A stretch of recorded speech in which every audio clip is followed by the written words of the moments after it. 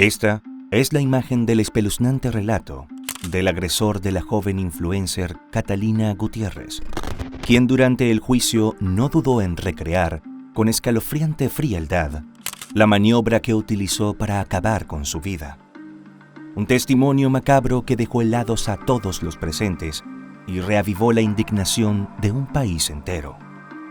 El caso sacudió a Argentina al revelarse que Catalina fue traicionada por la persona que menos imaginaba. Alguien que se ganó su confianza mientras ocultaba su verdadera naturaleza, un lobo con piel de cordero. El caso de Catalina Gutiérrez.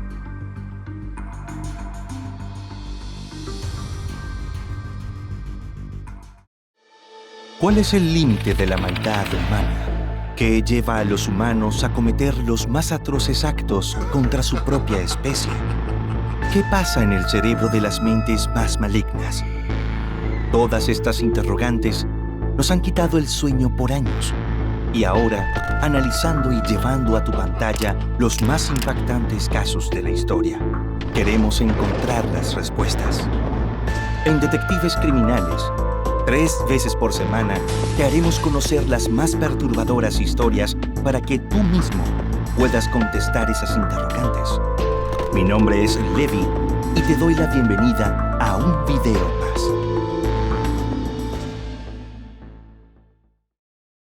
Si eres fan de los casos criminales y la investigación policial, te sugiero que compres el libro En el laberinto de sombra, ya disponible en la versión de tapa blanda e ebook en Amazon. Encontrarás el enlace en la descripción de este video y en un mensaje fijado. Catalina Gutiérrez nació en la ciudad de Córdoba, Argentina. Era la hija menor de Eleonora Vollenweider y Marcelo Gutiérrez, un reconocido arquitecto de la provincia que lideró importantes proyectos para el desarrollo de la ciudad. Aunque su hermana, Lucía Gutiérrez, le llevaba 4 años, la diferencia de edad nunca fue un obstáculo para que fueran cómplices desde muy chicas y al crecer se convirtieran en mejores amigas. Catalina creció entre la capital provincial y la localidad de Achiras, a 272 kilómetros de Córdoba, donde la familia tenía una casa de verano. Una vez cursó sus estudios secundarios, al graduarse, decidió seguir los pasos de su padre, estudiando arquitectura y urbanismo en la universidad. Desde el inicio, Catalina se destacó por su dedicación y creatividad, cualidades que le hicieron conectar rápidamente con la carrera. Más allá de la influencia de su padre, siempre sintió una profunda admiración por el diseño de los espacios, la naturaleza y la forma en que la arquitectura podía transformar la vida de las personas. Con el tiempo, la chica logró construir una sólida presencia en sus plataformas digitales, donde acumulaba más de 84,000 seguidores en una red social y alrededor de 30,000 en otra. Catalina fue descrita como una joven con una sonrisa y alegría que la hacían única. Era muy dulce, inteligente, una excelente estudiante, buena hija, hermana y amiga. Amaba cantar y solía llenar cada rincón de su casa con su voz.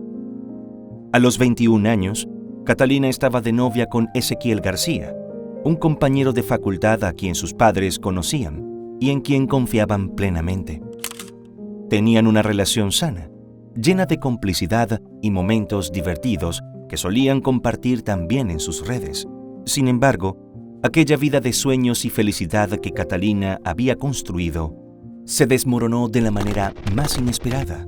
En cuestión de horas, todo cambió por completo. El miércoles 17 de julio de 2024, Catalina había quedado en encontrarse con unos amigos de la universidad en un centro comercial, entre los que estaría un chico llamado Néstor Aguilar Soto. Había planeado jugar a los bolos y después se encontraría con su novio. Para ello, pidió prestado el auto de su madre, un Renault Clio color gris, y salió de la casa. En el camino al centro comercial, a las 9:22, le envió un mensaje de audio a Ezequiel, en el que, con palabras cariñosas, le decía que iría directamente al lugar para sacar un turno y jugar. En el trayecto, Catalina y Ezequiel se iban mensajeando para ver en qué momento se encontrarían. Sin embargo, una hora después, el novio no solo dejó de recibir mensajes, sino que los suyos no llegaban al celular de ella. A las 10:22, Ezequiel le envió un texto preguntando por qué no respondía a sus mensajes. Luego, entre esa hora y las 11:15, la llamó en 8 ocasiones. El celular sonaba como si estuviera encendido, pero nadie respondía, y la llamada caía directamente a la contestadora. Preocupado por la situación, Ezequiel se comunicó primero con Néstor, quien, como ya dijimos, formaba parte del grupo de amigos con los que Catalina se iba a reunir y era uno de los más cercanos a la chica. De Néstor se sabe que nació en San Carlos de Bariloche, Río Negro, Argentina. Era el único hijo de Janet Soto, una funcionaria municipal encargada del área de registros de conducir. Fue criado con el apoyo de su abuela materna, ya que su padre biológico estuvo ausente en su vida. Durante su infancia en Bariloche, asistió al colegio y al graduarse, decidió continuar sus estudios en la universidad, mudándose a más de 1.500 kilómetros de su ciudad natal para estudiar arquitectura. Vivía en una residencia alquilada muy cerca de la universidad y de Catalina. Entre sus familiares y amigos de infancia, era conocido como un chico reservado, buen amigo y excelente estudiante. Catalina y Néstor se conocieron en la Facultad de Arquitectura, y aunque ella cursaba algunos semestres más adelantados, comenzaron a coincidir en grupos y trabajos prácticos, lo que les permitió estrechar una buena amistad. La complicidad entre ellos fue tal que incluso adoptaron cariñosos apodos entre ellos. Compartieron un viaje grupal a la ciudad de Rosario, y Néstor solía frecuentar la casa de la familia, cenar con ellos y jugar con la mascota.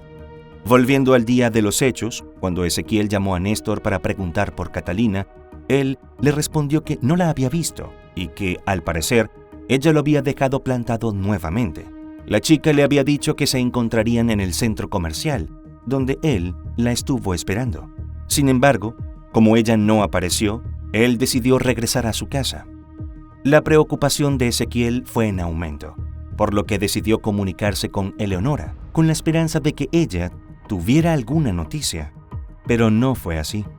Ella tampoco sabía nada de su hija, y eso encendió las primeras alarmas. Cabe destacar que Catalina y su hermana compartían una aplicación de geolocalización en sus teléfonos, lo que le permitió a la familia obtener los últimos movimientos de la joven. Minutos más tarde, tanto Ezequiel como la madre de Catalina se comunicaron por separado con Néstor, especialmente después de revisar que la señal de su celular la ubicaba en la casa de él 25 minutos antes de su desaparición.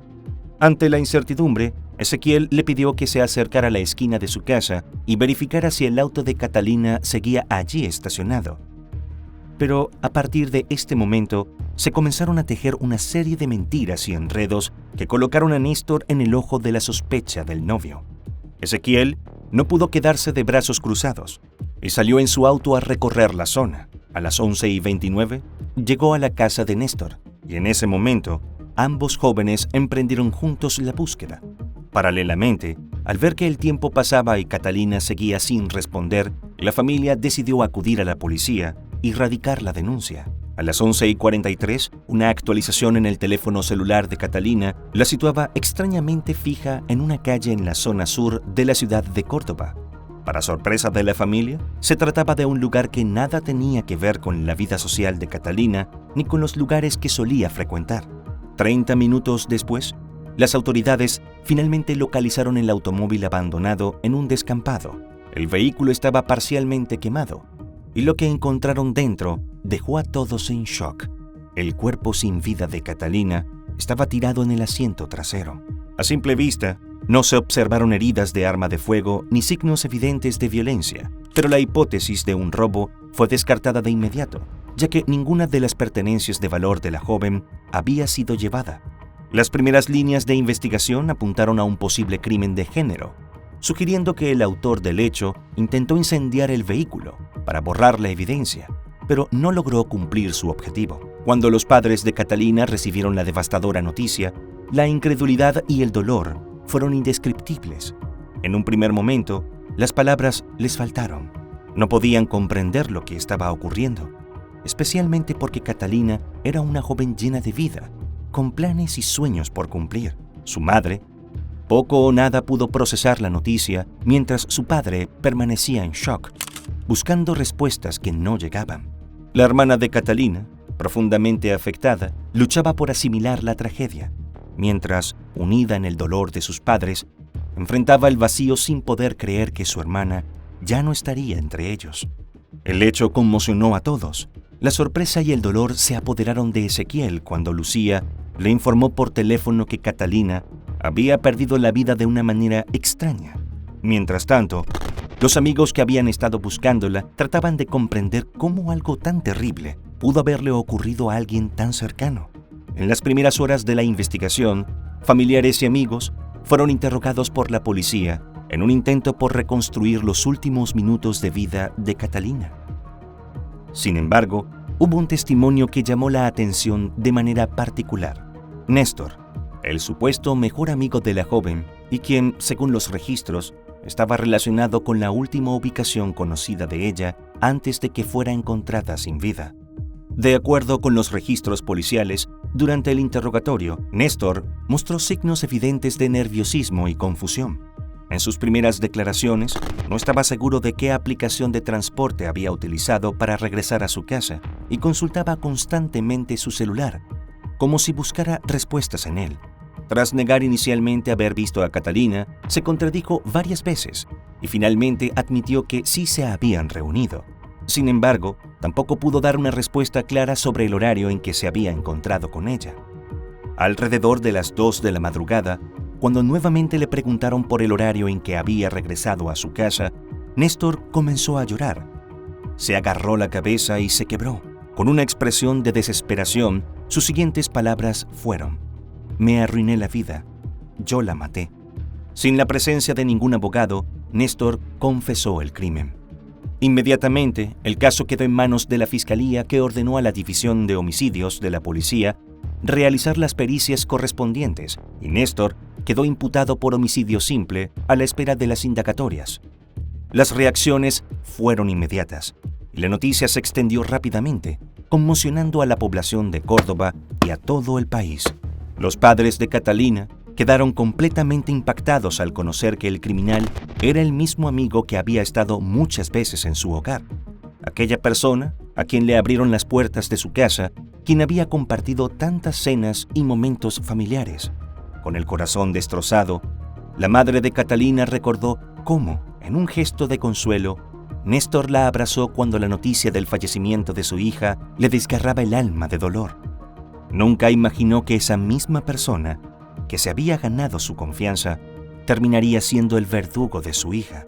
Los medios de comunicación no tardaron en hacerse eco de la macabra tragedia, generando una ola de especulaciones y asombro. La pregunta que todos se hacían era la misma: ¿cómo había sido posible que su propio amigo, con quien compartía proyectos, sueños y confidencias, le arrebatara la vida? Las primeras hipótesis sobre el crimen se basaron en un supuesto sentimiento de amor oculto de Néstor hacia Catalina. Varios compañeros de clase mencionaron que la relación entre ambos era tóxica, y algunos sugirieron que la molestia y obsesión de Néstor crecieron cuando Catalina comenzó su noviazgo con Ezequiel. La noticia fue igualmente desgarradora para la madre del chico, quien se enteró de todo a través de una llamada telefónica que su único hijo le hizo. En esa conversación, con un tono de desesperación, Néstor confesó el crimen que había cometido. Janet, en un estado de shock absoluto, tampoco pudo comprender lo que estaba escuchando, y el horror la invadió al saber que su hijo, a quien había criado con tanto amor y sacrificio, estaba involucrado en algo tan terrible. Su dolor no solo provenía de la tragedia que había marcado la vida de otra familia, sino también del abismo emocional que abría ante ella la realidad de que su propio hijo era el responsable. En los días siguientes se revelaron escalofriantes detalles sobre el crimen. Las autoridades confirmaron que alrededor de las 9:30 de la noche, Catalina pasó por la casa de Néstor solo para recogerlo. Sin embargo, una vez allí, él la convenció de bajarse del auto y cambiar los planes. Según algunas fuentes periodísticas, Néstor intentó persuadir a la joven para que desistiera de ir al centro comercial. Los reclamos se intensificaron cuando él se enteró de que Ezequiel, el novio de Catalina, también estaría presente. Fue en ese momento cuando las tensiones comenzaron a escalar y las intenciones de Néstor quedaron cada vez más claras. Con base a las pericias realizadas por la policía, los detectives sospecharon que dentro del departamento se produjo una acalorada discusión, posiblemente desencadenada por un rechazo de Catalina a una propuesta amorosa de Néstor. La tensión entre ambos aumentó y la situación escaló hasta convertirse en un forcejeo. Catalina fue golpeada con violencia, quedando inconsciente, o incluso, según algunos expertos, hasta perder la vida en ese momento. Tras el brutal ataque, Néstor la cargó y la colocó en el asiento trasero del auto, trasladándola a la zona sur de la ciudad, donde abandonó el vehículo. Un video de las cámaras de vigilancia capturó una imagen del auto de Catalina alrededor de las 10:20 de la noche, estacionado frente a la casa de Néstor. Más tarde, otro video transmitido por los medios el 22 de julio mostró el mismo vehículo recorriendo el trayecto entre la casa de Néstor y el barrio donde fue encontrado el cuerpo, alrededor de las 10:30 de esa misma noche. Una vez en la localidad, Néstor intentó prenderle fuego al vehículo con la intención de eliminar toda evidencia. Usó alcohol como acelerante, pero el fuego no logró propagarse como esperaba. Ante el fracaso de su intento y preso del temor, decidió huir del lugar sin completar su macabro propósito. En el allanamiento realizado por las autoridades en la residencia de Néstor, se encontraron varios indicios clave, entre ellos un anillo de Catalina, varias muestras de cabellos rubios y en el lavarropas, prendas de vestir húmedas que, según los investigadores, eran las mismas que Néstor había usado al momento de cometer el crimen. Las pericias sobre los celulares de Néstor y Catalina determinaron que entre ellos había una comunicación amistosa y constante. Compartían en grupos de estudio y eran igual de activos con mensajes en sus redes sociales. La autopsia determinó que Catalina falleció a causa de una asfixia por estrangulamiento tras ser brutalmente golpeada. Dado que se trató de incendiar el vehículo, el cuerpo presentaba también varias quemaduras que fueron provocadas luego del deceso. La justicia descartó la hipótesis de la inhalación de monóxido de carbono y que el ataque estuviera relacionado con un intento de abuso sexual. En los días posteriores, los padres de Catalina se reunieron con el fiscal encargado del caso. A su salida de la reunión, Eleonora compartió su desgarrador sufrimiento, relatando cómo había sido la relación entre su familia y el joven. Para ellos, Néstor no era solo un compañero de clases, era parte de su círculo cercano.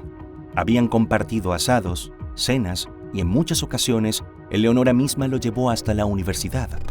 Confiaban plenamente en él y su hija nunca les había mencionado nada que sugiriera comportamientos extraños por parte del chico. La madre de Catalina recordó con escalofríos los minutos que pasó hablando con Néstor el día del crimen. Alrededor de las 11:15, él la llamó, pero cuando no obtuvo respuesta, le escribió inmediatamente su nombre en diminutivo entre signos de interrogación. Un par de minutos después, volvieron a hablar por teléfono. Néstor le aseguró que estaba en su casa y que no había visto a Catalina. Incluso fingió ir hasta la puerta, mirando por la cortina para ver si el auto de la joven estaba estacionado allí. Su comportamiento, aparentemente normal en ese momento, se tornó aún más inquietante con el paso de las horas, cuando colaboró con la búsqueda y abrazó a la madre de Catalina después de que encontraron su cuerpo. Mientras la investigación seguía, el velorio de la joven se celebró en la ciudad de Córdoba. Allí, familiares, amigos y cientos de cordobeses se unieron para rendirle homenaje y ofrecer su apoyo a la familia. Los padres de Catalina decidieron cremar su cuerpo y esparcir sus cenizas en la localidad de Achiras, el mismo lugar al que ella regresó muchas veces y fue feliz. Tras la revelación de todas las evidencias del caso y los resultados de la autopsia, el fiscal decidió modificar la carátula de la causa, imputando a Néstor por homicidio agravado, por alevosía y por mediar violencia de género. Con esta nueva acusación, el joven quedó expuesto a la posibilidad de recibir una condena a cadena perpetua. Hasta ese momento, los abogados de Néstor rechazaron la acusación de femicidio y solicitaron que se anulara la confesión inicial de su cliente. Argumentaron que dicha confesión no se realizó en presencia de los abogados, tal como lo exige la ley para que sea válida en el proceso judicial. En medio de un gran hermetismo, El penalista se escudó en la reserva profesional para no hablar sobre la confesión de su defendido, pero le dijo a la prensa que Néstor estaba arrepentido y en shock. Fue la misma versión que sostuvo la madre de Néstor en declaraciones exclusivas a un medio local. Aseguró que su hijo atravesaba una situación muy difícil y un elevado nivel de estrés cuando ocurrió el crimen. Según ella, no se trató de un acto violento dirigido específicamente contra Catalina, sino de una reacción descontrolada en un momento de crisis personal. Además, negó rotundamente que Néstor estuviera enamorado de la joven o que existiera entre ellos algo más que una amistad. Por ese motivo, rechazó la calificación de femicidio y sostuvo que la justicia debía tener en cuenta el contexto emocional de su hijo. Según la madre, Néstor pudo haber reaccionado violentamente contra cualquiera, incluso contra él mismo. Para ese entonces, Néstor, quien permanecía detenido en la cárcel, denunció ante las autoridades que estaba recibiendo amenazas por parte de otros reclusos. Según trascendió en medios periodísticos, un interno se le acercó y le advirtió que no importaba en qué sector de la prisión estuviera. De igual manera, se encargarían de que pagara por lo que había hecho. Tras estas graves amenazas y por razones de seguridad, Néstor fue finalmente trasladado a un pabellón común, compartido con internos de baja peligrosidad. Cuando reiniciaron las clases en la Facultad de Arquitectura, la institución emitió un comunicado en redes lamentando el crimen de Catalina. Expresaron su compromiso con la prevención de la violencia de género y pidieron justicia con celeridad y rigor. Además, enviaron sus condolencias a la familia y seres queridos de la joven. A la causa por el crimen de Catalina se sumó un hecho inesperado que reveló una faceta oculta de Néstor. Aquel joven en apariencia amable y reservado ante los ojos de muchos, arrastraba una antigua acusación en su ciudad natal que lo señalaba como acosador. Excompañeras del colegio religioso donde Néstor cursó la secundaria aseguraron que siempre fue una persona problemática. Lejos de la imagen de muchacho callado, solía realizar comentarios inapropiados y su comportamiento hacia los demás dejaba mucho que desear. El viernes 2 de agosto de 2024, Néstor fue trasladado a los tribunales para prestar declaración. Ingresó esposado, vestido con una franela gris y un pantalón negro. Luego de que la fiscalía le permitiera conocer las pruebas en su contra, Néstor se negó a responder preguntas, pero admitió haberle quitado la vida a Catalina. Con la voz quebrada, reconoció que arruinó la vida de su amiga, la de ambas familias y la suya propia. En ese momento pidió disculpas y aseguró sentirse profundamente arrepentido. Tras permanecer allí alrededor de media hora, se retiró evitando ser fotografiado o grabado por los medios de comunicación. En febrero de 2025, Néstor fue internado en un centro psicoasistencial tras una evaluación interdisciplinaria que determinó la presencia de factores de orden psicopatológicos que representaban cierto riesgo inminente de daño para sí mismo. Esta situación llevó a la postergación del juicio, inicialmente programado para el 27 de febrero de 2025. Posteriormente, una nueva pericia confirmó que el joven estaba en condiciones de enfrentar el proceso judicial, permitiendo que el juicio oral en su contra comenzara el 6 de marzo de 2025.